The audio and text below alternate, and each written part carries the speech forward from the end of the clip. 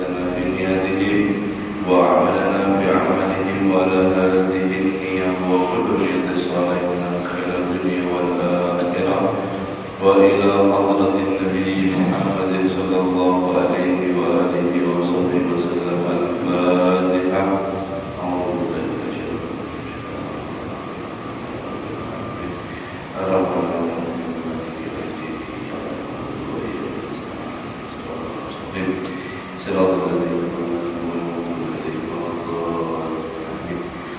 Assalamualaikum warahmatullahi wabarakatuh.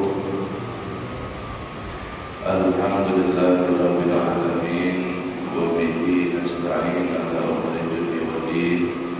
Wa sallallahu ala sayyidina Muhammadin khatamin nabiyyin wa ala alihi wa sahbihi ajma'in. Subhanaka la ilma lana illa ma 'allamtana innaka antal alimul hakim. Rabbi shrah li sadri wa yassir li amri wahlul 'uqdatam min lisani yafqahu qawli. Amin. Wa la hawla wa la quwwata illa billahil 'aliyyil 'azim. Amma ba'd. Allahumma shalli wa sallim wa barik ala sayyidina Muhammadin al-fatih lima ughliq wal khatim lima sabaq nasiril haqqi bil haqq wal hadi ila siratikal mustaqim. Sallallahu alaihi wa ala alihi haqqa qadrihi wa miqdarihi al-'azim.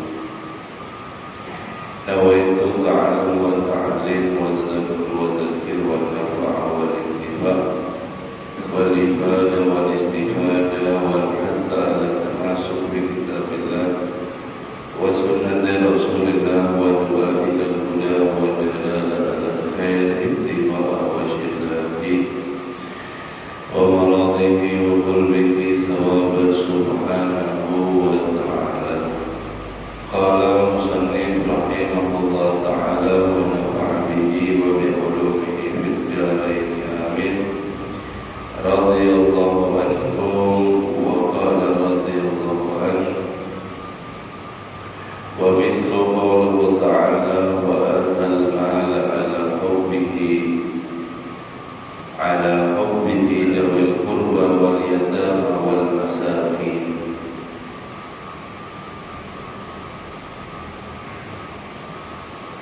Alhamdulillah, hadirin rahimakumullah. Allah Subhanahu wa ta'ala telah khusus memilih di antara banyak hambanya dari sekian banyak hamba Allah Subhanahu wa ta'ala. Alhamdulillah kita diberikan karunia yang sangat besar, yaitu pada kesempatan pagi hari ini yang luar biasa daripada keutamaan, daripada pahala yang Allah Subhanahu wa ta'ala berikan, terutama pada cuaca saat ini. Ini mulai tadi malam sangat deras, dan ini kita bisa masih duduk di sini, masih bisa iktikaf di sini. Ini adalah satu perbuatan yang sangat-sangat dibenci oleh hawa nafsu kita, sangat-sangat tidak disukai oleh hawa nafsu kita. Kenapa? Sebab ini paling nyaman, enaknya itu guring ada di rumah dengan ada udur hujan. Tapi karena ada hujan, cuaca dingin, dengan semua itu kita lalui, tidak kita buat udur. Kita tetap datang ada di masjid menunaikan perintah kewajiban Allah Subhanahu wa ta'ala dengan sholat subuh berjamaah, kemudian iktikaf. Akhirnya adalah satu tanda mudah-mudahan Allah Subhanahu wa ta'ala menguatkan daripada selalu iman kita, diberikan kita selalu keistiqomahan, sehingga insya Allah kita dan semua keluarga kita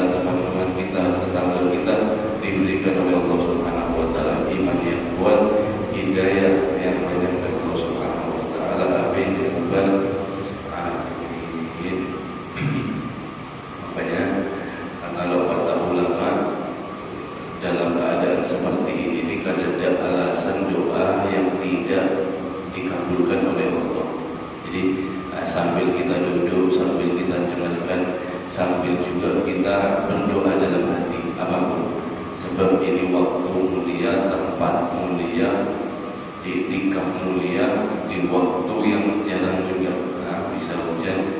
Lebih banyak daripada doa hajat-hajat kita minta kepada Allah Subhanahu wa Ta'ala. Kembali kita ke pembahasan dan semisal firman Allah Subhanahu wa Ta'ala, wa atal mala ala hubbi, dan hendaknya berikan, tunaikan daripada harta kalian terhadap yang dinilainya. Wadawil qurba, dan juga hendaknya kalian membagikan, memberikan untuk daripada yaitu keluarga kalian dalam harta tersebut sebahagian. Wal yatama, dan juga daripada anak-anak yatim. Wal masakin, dan juga daripada orang-orang yang miskin.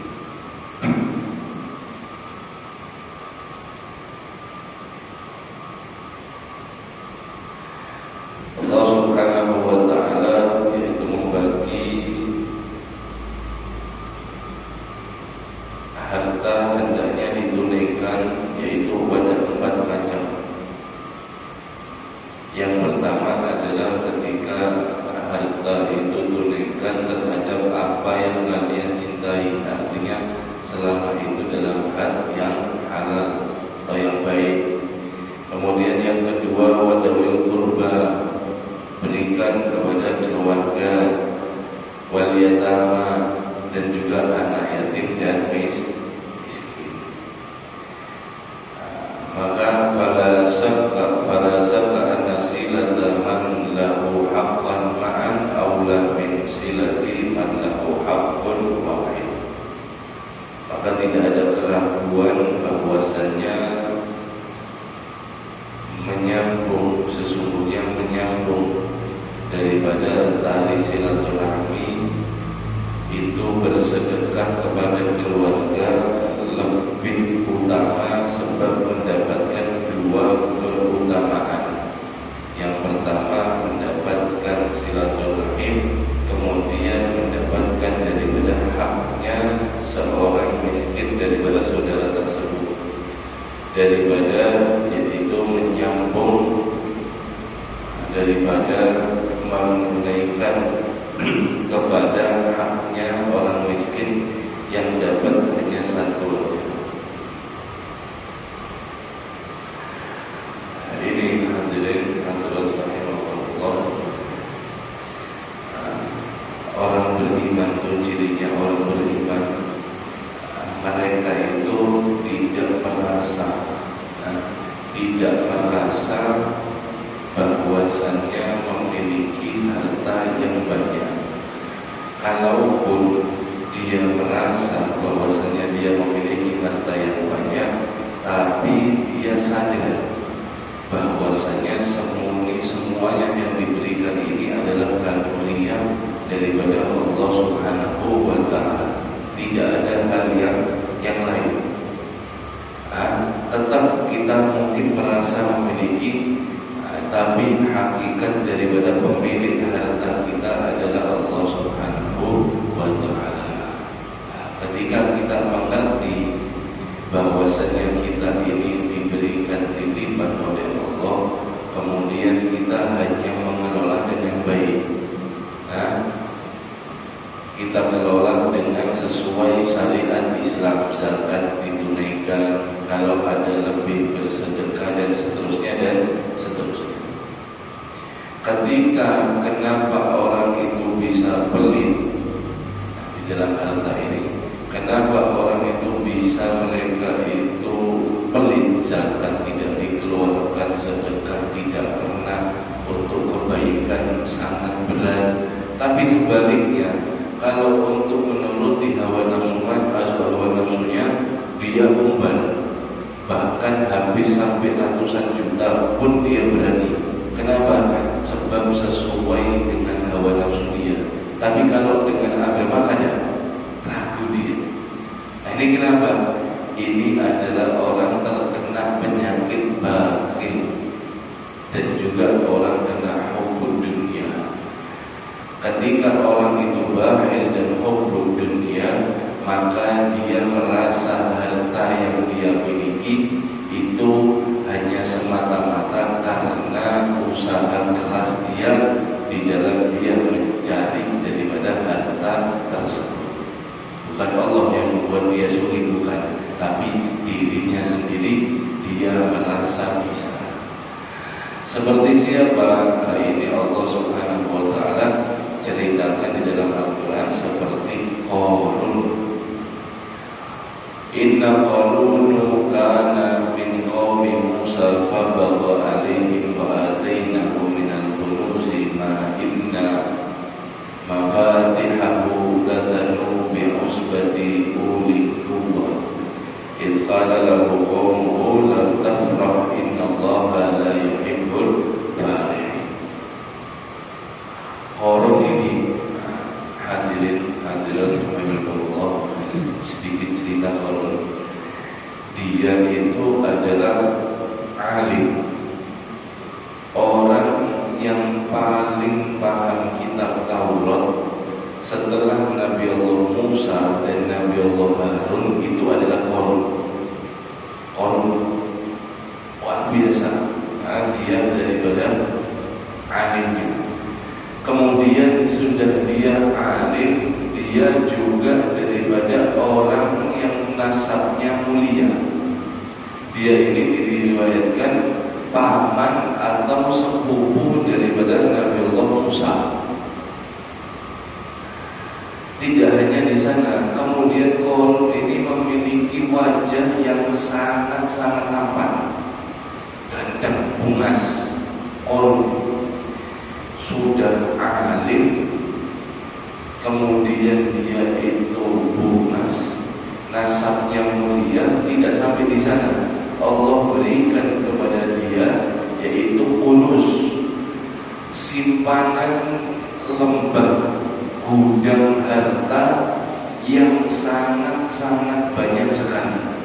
Sampai-sampai mafatihahu, kuncinya gudang penyimpanan harta Qarun itu diriwayatkan dalam tafsir 7 sampai 40 manusia ini ngangkat ini khudil di kuat, masih tidak kuat. Bawa kuncinya mau buka itu 40 orang itu kesusahan. Mau buka tempat gudangnya harta Qarun, di dalamnya itu ya macam-macam harta, emas, perak, mutiara, kemudian macam-macam harta. Setelah itu dia diberikan dapat syariat daripada Allah kepada Nabi Allah Musa dalam Taurat untuk zakat. Untuk zakat diambil hartanya untuk zakat. Ketika dia diambil hartanya untuk zakat, dia mengatakan sesungguhnya saya mendapatkan ini harta karena ilmu saya. Saya mendapatkan harta karena kerja keras saya. Saya mendapatkan harta itu karena saya siang dan malam bangun untuk mencari harta. Sekarang sampean mau ngambil harta saya untuk zakat. Enaknya sampean Musa, dia bangga. Innallaha la yuhibbul farihin. Allah kadang suka sama sekali sama hamba yang bangga atas dirinya. Akhirnya singkat cerita, karena kelakuan Qarun, akhlaknya yang buruk, Allah Subhanahu wa Ta'ala adab Qarun ketika Qarun memamerkan harta bendanya di hadapan semua masyarakat, termasuk Nabi Allah Musa. Dengan berbangga dia ada di singgasananya, di kerajaannya, di istananya. Tapi dia bukan raja ya, maksudnya di istananya, di tempatnya dia bersinggah.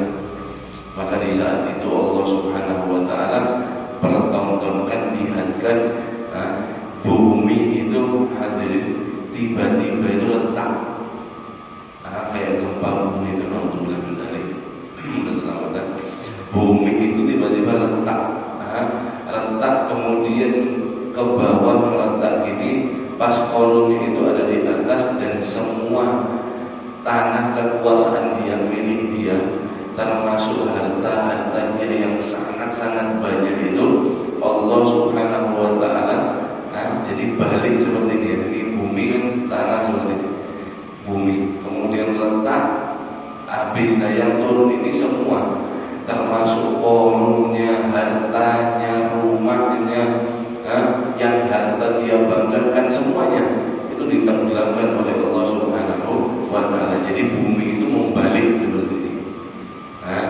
Bumi itu membalik seperti makanya sampai sekarang itu kalau ketika manusia mendapatkan harta di bawah tanah atau ketika dia menggali atau di dasar laut atau di mana, maka harta temuan itu disebut dengan harta karun. Itu maksudnya adalah harta korun. Ini Allah menunjukkan di dalam kekuasaannya bagaimana mengasih pelajaran kepada orang-orang yang lalai terhadap Allah Subhanahu wa Ta'ala.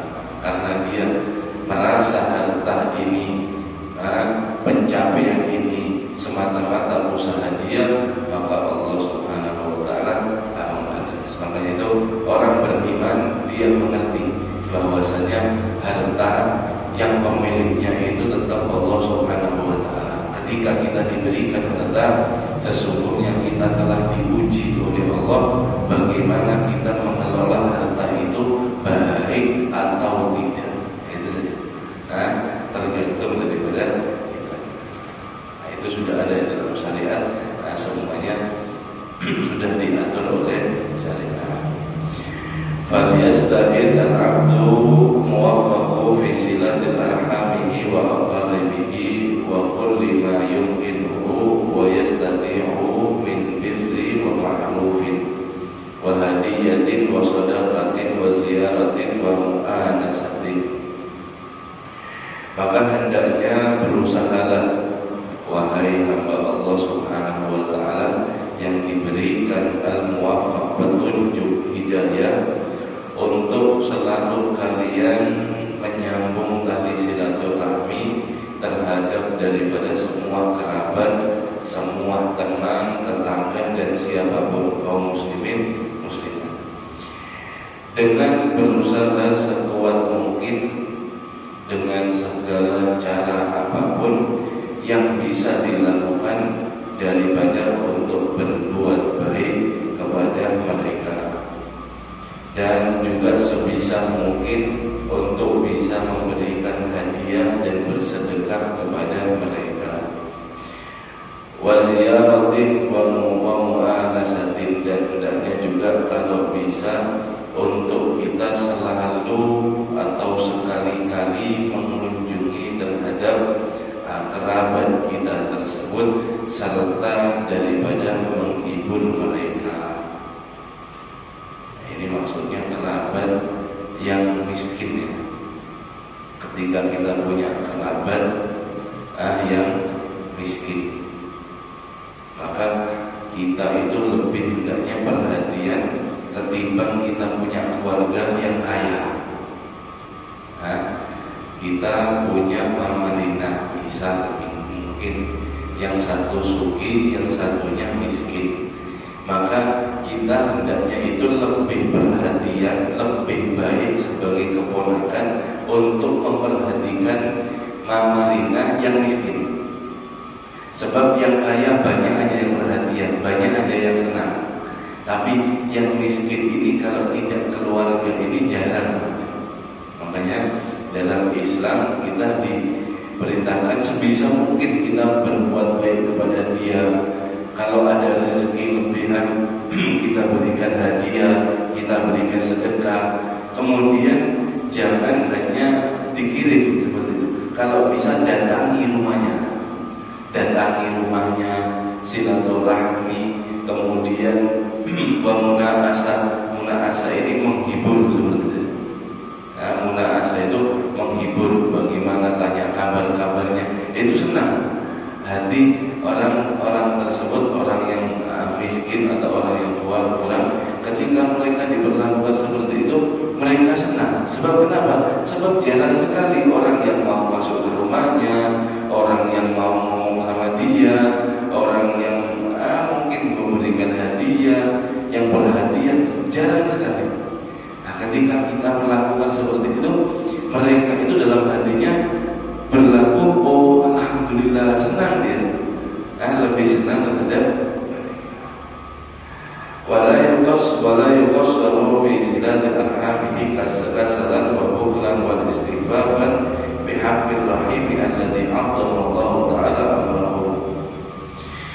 Dan jangan kita untuk lalai di dalam bersilaturahmi terhadap kerabat dan sesama karena kita malas, holir, atau kita bukhlan, pelit, wal istighfafan, dan kita meremehkan bihaqqi rahimi, dengan hak keluarga yang harusnya kita sambung, tapi kita meremehkan, kita tidak peduli terhadap hubungan keluarga ini, yang dimana hubungan keluarga silaturahim ini adalah alladzi Allah, yang telah Allah Subhanahu wa taala tinggikan di dalam perintahnya. Wa aktsara wa'ida fi qati'atiha, dan juga Allah Subhanahu wa taala sangat banyak di dalam Al-Qur'an mengancam atas orang yang memutus tali silaturahmi. Al-hasil wa 'alal 'abdi badlu istita'ati wal maqdur.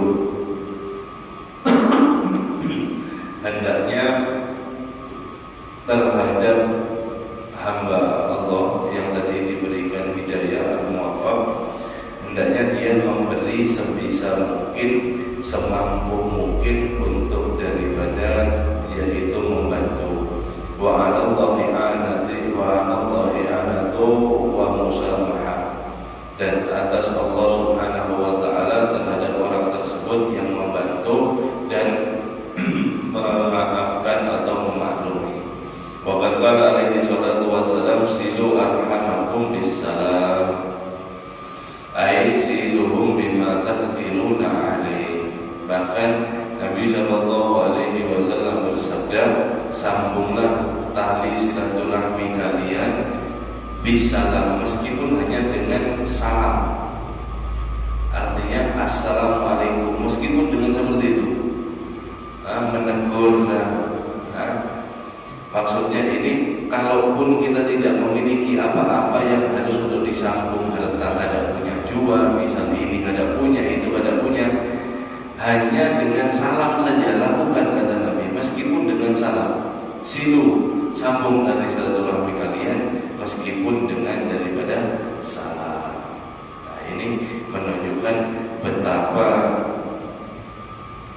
tingginya Allah Subhanahu wa taala, yaitu mengangkat terhadap urusan silaturahim. Wa qad 'ammat fi hadha az-zaman qati'atul arham,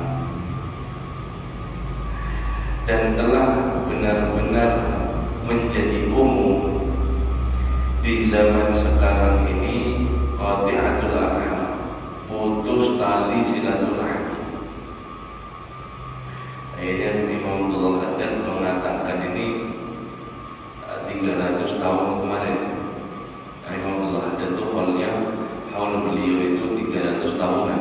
Yang pengarang kitab Ratibul Haddad, pengarang Ratibul Haddad Imam Abdullah Haddad itu 300 tahun kemarin. Beliau mengatakan di 300 tahun kemarin itu waqad amman fi hadzal zamani qati'atul arham, dan telah benar-benar di zaman sekarang ini banyak sekali, menjadi umum sekali pemutus tali silaturahmi. Apalagi zaman sekarang 300 tahun kemudian. Wa qillatul mubalagati janibi silatihim wa ta'ahidihim. Dan sangat sedikit sekali orang yang sudah memperhatikan terhadap keluarga mereka dan juga daripada kerabat mereka. Wala'alla sababa fi ma'hadas. Mungkin ini terjadinya sebab akibat yang akan terjadi ketika banyaknya orang ataupun bahkan kita sendiri memutus tali silaturahmi. Apa akibatnya? Wa amma ibadu wa baladu min dhanki ma'ash. Akibat terjadinya daripada pemutus tali silaturahmi, maka orang-orang dan penduduk negeri atau kampung atau kota min dhanki ma'ash, daripada sempitnya kehidupan mereka. Wa fil azab, sangat rendah sekali rezeki mereka, sedikit sekali. Kalaupun banyak, tidak merasa puas atau mereka tidak pernah bersyukur. Wa fil azab, rezekinya sedikit. Wa qillati dhatil yad wa qati'atil arham allati qad fashat wa intasharat fi hadhihi ayyam. Dan sangat sedikit juga sebab daripada rezeki ini dikit, kehidupan terasa sempit. Sebab diantaranya juga sedikit juga di zaman ini, yaitu orang yang tangannya menolong dan lihat, artinya menolong, orang yang menolong dengan tangannya, wahwa qati'atil arham, dan mereka itu memutus tali silaturahmi allati qad fashat, yang dimana telah menjadi rusak, wantasyarat, dan telah menyebar fi hadhil ayyam, di seluruh penjuru negeri. Wa qad waradat ahaditsu bi anna silatal arhami mansa'atun fil ajal masratun fil amal. Dan telah benar-benar diriwayatkan dalam hadis bahwa sesungguhnya dengan silaturahmi ini adalah mansa'atun, amatul, memanjangkan daripada ajal umur, masratun fil amwal, dan juga wasi'at, wasi'at atau meluaskan terhadap rezeki. Jadi Imam Ghazali mengatakan, kenapa sih kita ini kok sulit, gawean sulit, rezeki ini kurang, tidak, sedikit sekali dari kebutuhan ini, banyak kebutuhan daripada rezeki yang didapatkan ini dan ini. Kenapa semua ini, kenapa? Kata Imam Ghazali, perhatikan daripada silaturahmi kalian, periksa silaturahmi kalian. Mungkin kalian telah memutus, baik sengaja atau tidak sengaja, tali silaturahmi. Kalau ada, cepat sambung. Karena silaturahmi ini adalah memanjangkan umur dan juga meluaskan rezeki. Wa anna Allah Ta'ala qad basata rizqal ahli aqwami wa aktsara lahum amwal ma nadhara ilayhi mundu khalqihim lisilatuhum arhamuhum fatakunu qati'atu wa tarku silatu ala dhati min dalik. Sesungguhnya Allah Subhanahu wa Ta'ala membentangkan, meluaskan, basalah, membentangkan, meluaskan rezeki terhadap satu kaum, wa aktsara lahum amwal, dan memperbanyak terhadap mereka hartanya, ma nadhara ilaihim mundu khalqihim, namun tidak berkenaan dalam ketika mereka diciptakan. Ini ayat maksudnya, takdirnya disilatuhum arhamhum, karena sebab Allah Subhanahu wa Ta'ala ada hubungan silaturahmi terhadap satu dengan yang lainnya.